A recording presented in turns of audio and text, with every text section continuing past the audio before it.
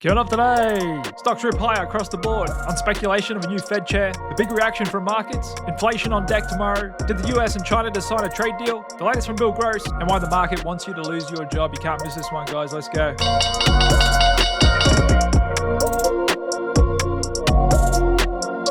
100% upside to go, baby. Look at this. A nice bullish day on Wall Street, led by risk-on growth tech shares, along with industrials and energy, oil and gas getting a bit of a bounce back as well. And the S&P 500 literally came within 1 point of reaching a brand new all-time high intraday, before pulling back a touch and closing at 61.41, 7 points below all-time highs. Market seems to be in a good rhythm here after we've had a massive volatility crush this week, after we started the week on the news of the US military campaign in Iran, which the market's already written off as a nothing burger. Plus, we're now looking at the possibility of extensions to tariffs, potential blockbuster trade deal with the US and China maybe already have been signed, along with others like India on the way, and rumors that Trump may appoint a new Fed chair successor earlier than needed in an attempt to influence Fed policy. Had markets reacting today, not just in stocks. I'll show you later on what's moving out there. Then add in global liquidity on the rise, momentum in markets, and what I'm calling the convergence of megatrends, plus millions of bullish retail investors. I think it makes for a strong tailwind for equities here, especially for high beta growth risk-on names, which we can see in the spread of ARK, which is full of that stuff, versus the SPY on a strong rally over the last month. And just going out to a monthly chart on this, we could only be getting started, as it looks to be completing a stage 1 base accumulation before potentially going into the sweet spot, stage 2 advance, with the relative price of these high beta growth stocks still well below their highs to the market in early 2021. And stick with me, because later on in this video, I'll show you some of the hottest stocks out there, which I think you'll find interesting. But first, let's look at some data and headlines we got today. The latest AI investor sentiment survey. The bears are still out and about. In fact, according to this survey, there's more bears than bulls, 40% versus 35%. And that's actually near the high end of what we've seen these past couple of months, meaning many investors are still skeptical of this rally, if not hate it, especially those on the sidelines, pointing to a PE of 23 as their main reason. And so even though we're just a couple of points away from all-time highs, many are still wary of this rally, thinking it could be a bull trap. And according to Barron's, there's 5 good reasons to still be skeptical. The potential for a recession, America's rising deficits, trade wars, financial distress, and geopolitics, potentially being reasons why many investors are still sitting on the sidelines watching here. But like I said, the fact is we've got global liquidity on the rise. Looking at the shaded purple bars here on this chart, year-over-year growth in the global money supply, currently 8% and trending up. And that's actually the highest we've seen in quite a few years. Still not at those levels of the bubbly days, 2020 going into 2021, but nonetheless a strong structural tailwind. When the supply of global currency goes up, so does everything that's priced in it. But it's still not a raging bull market just yet. We've only printed 3 new highs this year, well below all the other bullish years we've seen in this secular bull market, and still well off the record we saw back in 95, 77 new highs. We've only had 3 so far for 2025. And with the market just having gone positive after that huge sharp dip we had back on the tariff drama, we're still currently tracking as one of the lowest risk-adjusted returns in the S&P 500 year to date. But that could be about to change as the market gets excited over the prospect of lower interest rates, and maybe a lot sooner than what many people had thought. As I've been saying for a few weeks, the pressure is building on Jay Powell, and not just externally, but internally as well, with a bit of division within the ranks of Fed officials. We now got the president considering naming the next Fed chair early in what could kind of create a shadow Fed. Potential candidates being Kevin Warsh, Kevin Hassett, Scott Bessent, David Malpass, and Christopher Waller, a very influential Fed official already, who's already calling for rate cut. And markets are taking note of this unfolding drama, and not just in stocks either, but especially in US Treasury yields. Taking a sharp dive this week, we now got the 2-year at 371, which is quickly approaching multi-month lows, and a huge divergence for where the Fed's at. And so Jay Powell's term officially ends in May next year. It's almost a lock. We're going to get someone uber dovish to replace him. If Jay hasn't already cut by then, expect a string of cuts, but his replacement may already hold influence before then. But in addition to the prospect of lower rates, there's also real reason to believe that Treasury bond issuance could be lower in the years ahead, even though the fiscal deficit is still as wide as it's ever been. Trump being handed the largest gap the US has ever seen, but the tariffs being collected are rising, currently on track this month for $20 billion. And if that were to keep rising and we get a monthly run rate, 30, 40, who knows, 50 billion, we're potentially talking 3, 4, 500 billion a year. That's going to make a big dent in the government's deficit, the difference between what they make and what they spend, with them having to sell bonds to fill the void. Not only that, but government spending on foreign projects is already significantly declining, with the latest being NATO members agreeing to pay their fair share of the defense budget for the first time ever.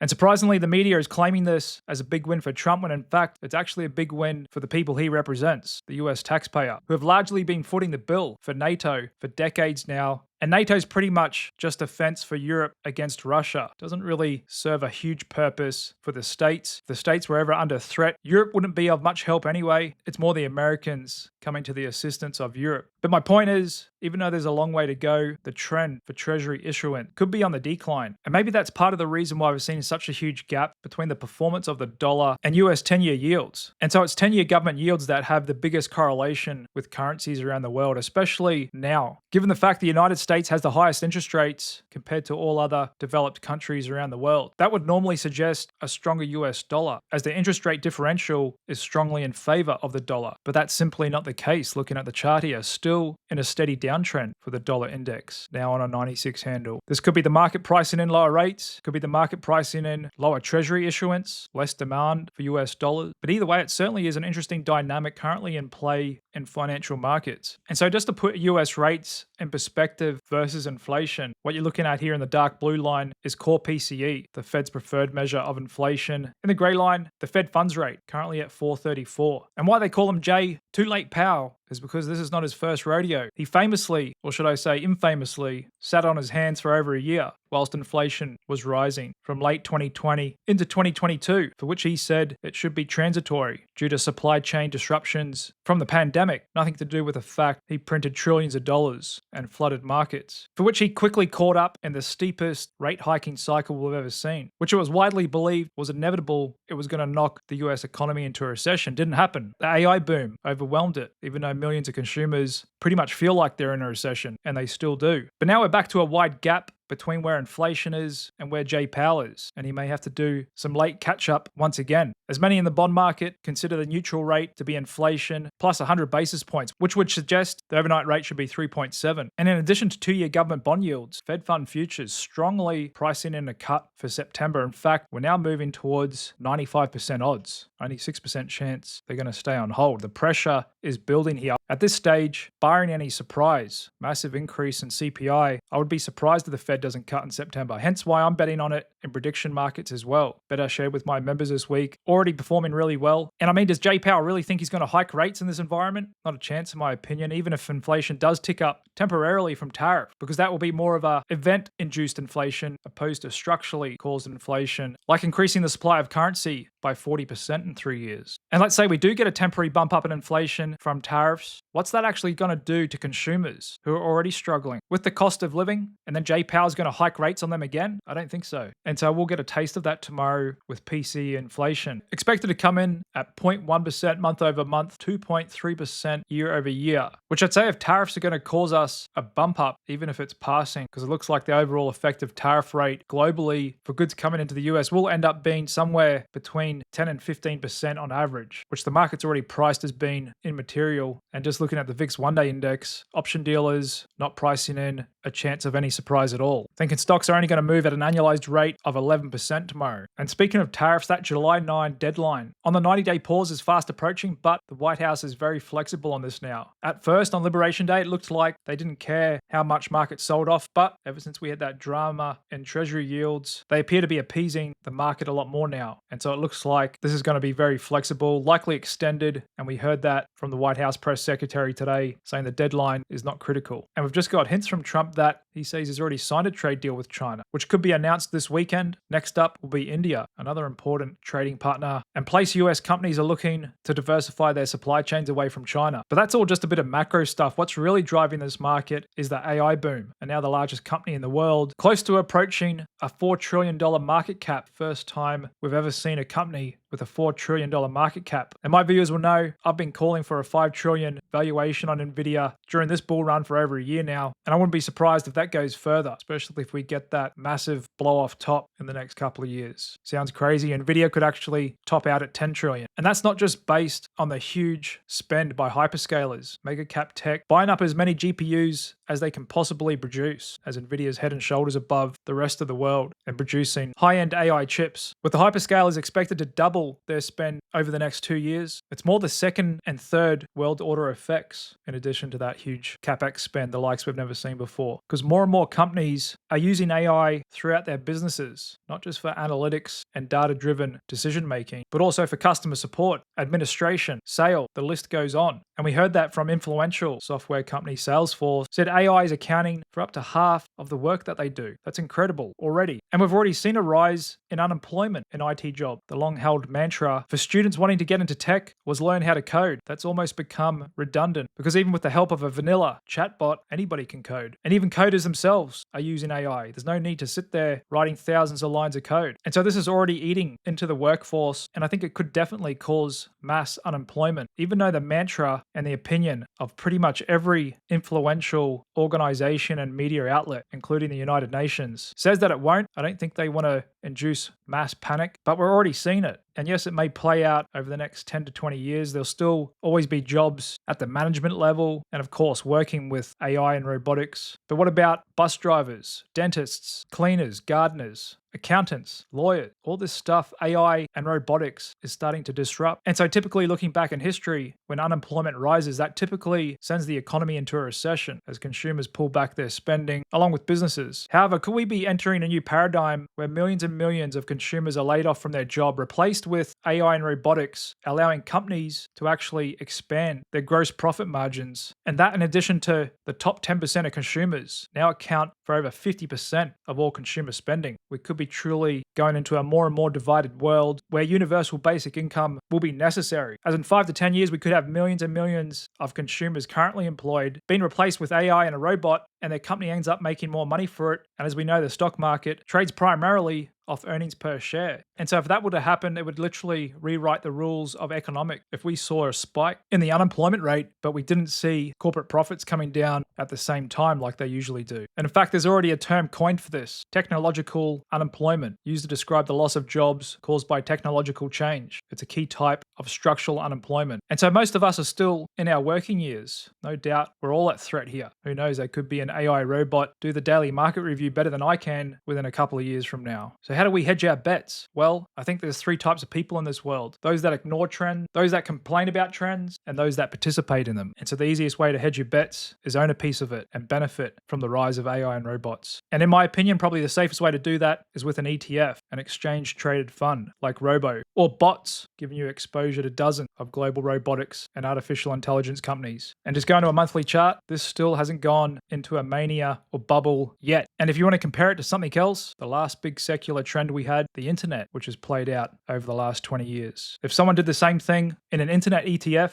like FDN, just going out to a 3-monthly chart here, even though it came on in 2006 after internet stocks had already been rallying for 5 years when they bottomed out in late 2002. But even from '06, this ETF has gone up 1,225%. And so if someone had the foresight back here to think that the internet is threatening their job, is threatening their livelihood, maybe if you run a Blockbuster store or something like that, and you had the discipline to dollar cost average a little bit of your savings every month into this ETF, you would have easily replaced your income and made yourself financially independent by the time Darwinism came for your craft. However, the reality is a lot of people still write off AI as being a passing fad, a bubble, or something that's overhyped, for which I disagree. I believe it could be even a bigger secular long-term trend than the internet in tandem with robotics that will have more consequence on society and the loss of jobs than what the internet has had. Just moving on to crypto, which has been growing leaps and bounds with crypto-related companies. Even though Bitcoin has recently pulled back a little from all-time highs, we've got one billionaire investor thinks Bitcoin's total market cap could more than double to 5 trillion. And that's Philippe Lafont, the founder of hedge fund Q2. He has several reasons for becoming more bullish on crypto. For one, he thinks Bitcoin's current valuation relative to the rest of the world seems too low. The net worth of all world asset hovers around 500 trillion. Bitcoin's still only 0.5% of that, at a bit over 2 trillion. By comparison, global stocks, 120 trillion, and gold still well out in front in market cap versus Bitcoin, 20 trillion. Second, Bitcoin's volatility appears to be declining relative to stocks. That's something we've definitely noticed this year. It's whipping around less on a percentage percentage basis. 30 thinks Bitcoin could benefit from concerns, de-dollarization, and the end of US exceptionalism. And I would add a fourth in there, and that's this US government getting behind it more than any other government we've ever seen. And if that can continue beyond Trump, I think there's nothing stopping it. But not everybody shares the same view. This guy on X, Finance Lot, with a pretty large following, almost 250,000 investors, came out today and said, I've warned you guys again and again and again. 112,000 was Bitcoin's top. It will never go any higher ever, for which many people are skeptical on that view. Because in markets, it's okay to have an opinion, for which you won't always be right. It's okay to be wrong. It's not okay to stay wrong, but you should never, ever, ever say something will never, ever, ever happen. Just makes you look stupid when it does. And so here's Bitcoin actually been consolidating for about a month now, just below all-time highs. But what's been on absolute fire is the largest crypto exchange in the States, Coinbase. Look at the volume coming into this stock over the last couple of weeks on a monster rip here, and just going out to a monthly chart, it's still below its 2021 highs, unbelievably. And also a big beneficiary of the crypto boom is online trading platform Robinhood, been on an absolute tear as well. And it seems like every month, if not every other week, we're getting more and more regulatory tailwinds for crypto, with the federal government now looking to integrate crypto into mortgages. National Director of Housing wants lenders to count crypto as an asset when assessing mortgage risk. And I say, why not? It makes sense. Just got to discount it by 20 or 30% given the volatility, and it should be chalked up as a liquid asset on a consumer's balance sheet. But what about traditional investors, like the former bond king, Bill Gross? Well, he's not big on crypto, but he's getting more optimistic about stocks in general, and he's not very bullish on treasuries. He doesn't think the 10-year will dip below 425, as he thinks inflationary trends and deficit concerns will persist. And he's been a big buyer of master limited partnerships, MLPs. But even him as an old school investor, he's jumping on board the AI train as well, thinking it's going to help accelerate economic growth. But who's not seen growth of late? Nike. Go woke, go broke. I personally gave up on them about 5 years ago and have sworn off their products ever since. And they just so happened to significantly underperform the market since then as well. Long been a favorite with investors for decades, been an iconic American brand. Amongst other things, they decided to back the likes of Colin Kaepernick, a millionaire sports player who refused to stand for the US national anthem. But that's now the least of their concerns, because their business appears to be in structural decline. Nike's profits dropping by 86% as it continues to use discounting, clear out stale inventory. And just getting back into the charts, looking at hot stocks here, Tesla still coiling up, and we're getting good rallies across most themes today. Nuclear being one of the softest, but others like clean energy, EV batteries, some of these small stocks just getting big volume here, really ramping up off their bases. And there's one of my favorites, the ER shares private public crossover ETF, largest position in SpaceX. Looking pretty good. Along with space stocks, catching a bid there today. Rocket Lab, space intelligence company, Black Sky, continuing its march. And like a few of these stocks, we're just seeing massive volumes coming in. Ava Technologies just won't give up, melting higher. Big Bear AI, massive volume. Quantum, still attracting a lot of attention. Stock I recently invested in. Oscar Health, also shaping up and just going out to a monthly chart. This still hasn't taken out yearly highs yet, even though it's jumped onto a lot of retail traders' radar. And traditionally, that was thought as being dumb money, so you should fade it. But look at what's happened over the last few years with Tesla, Palantir, Robinhood, Coinbase, etc. These have been retail favorites for years now, and they're some of the most exceptionally performing stocks. I think being a retail favorite is more reason for it to attract a premium valuation, because for a stock to trade at a PE of 100 or more, it needs a lot of attention. Another stock I've got in my long-term portfolio, Grail, working on early cancer detection, another big problem humanity needs to solve. Shaping up, looking pretty good here,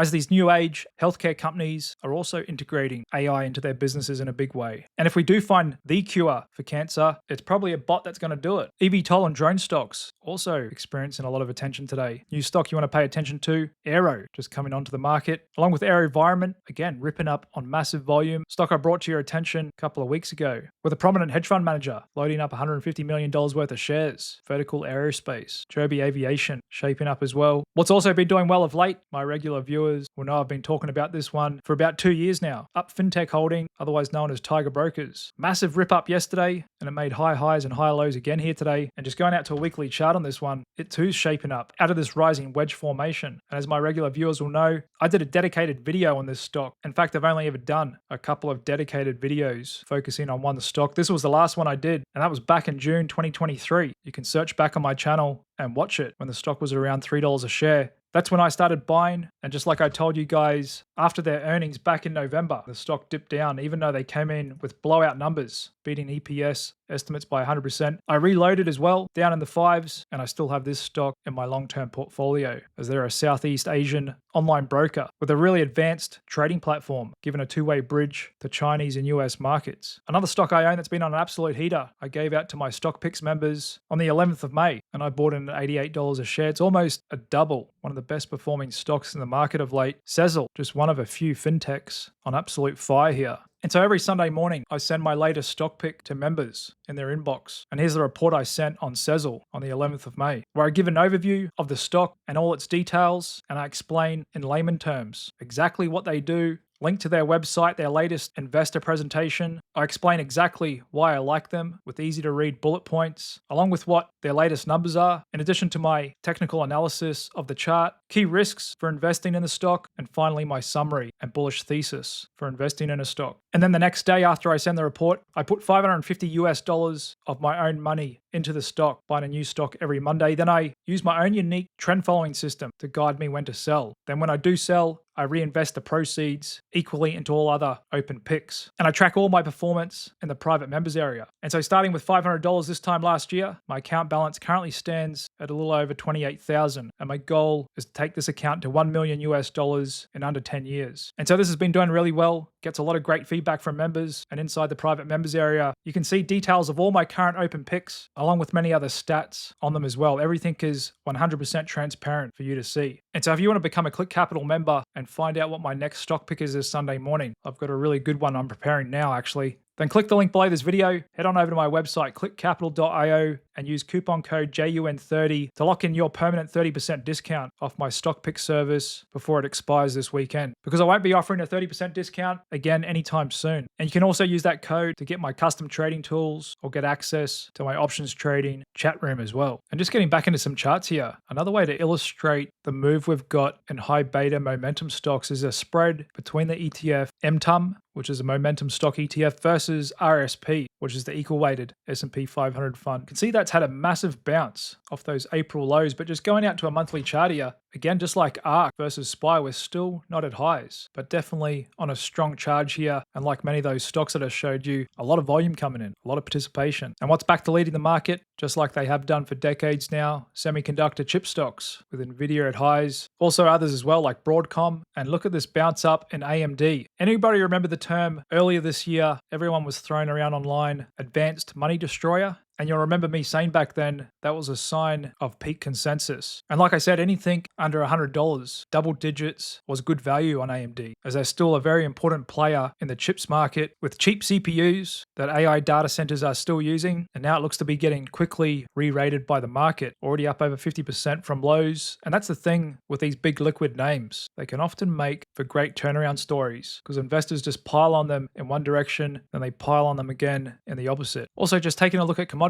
Gold still stumbling around here on low volatility as well. 3,329 an ounce seems to have no clear direction at the moment. And crude still trying to find its feet after a massive sell-off to start this week. After, like I said, the market's pretty much discounted the whole Iran drama as a nothing burger. And the best performing commodity right now is still uranium, with uranium miners actually just closing at a new multi-month high today. And finally, just to look at the VIX, continuing to trickle down as volatility has been sucked out of this market, along with the term structure getting back to a steep state of contango. And we were floating with backwardation there last week as the market appeared to be on edge for a potential uncoiling. But now we're sitting at all-time highs, and there's nothing more bullish than all-time highs. There's no overhead resistance. Anybody who's long is in the money. And I know there's still many people online crying about it, but for me, I can never be bearish when stocks are at all-time highs. And that's pretty much a wrap for the daily market review today. As I said, if you want to become a member of Click Capital and get access to my premium trading services and tools, check out my links below this video and use code JUN30 to get a 30% discount before it expires this weekend. Otherwise, thanks for tuning in, and I'll see you back here again tomorrow to wrap up the week's trading. Cheers.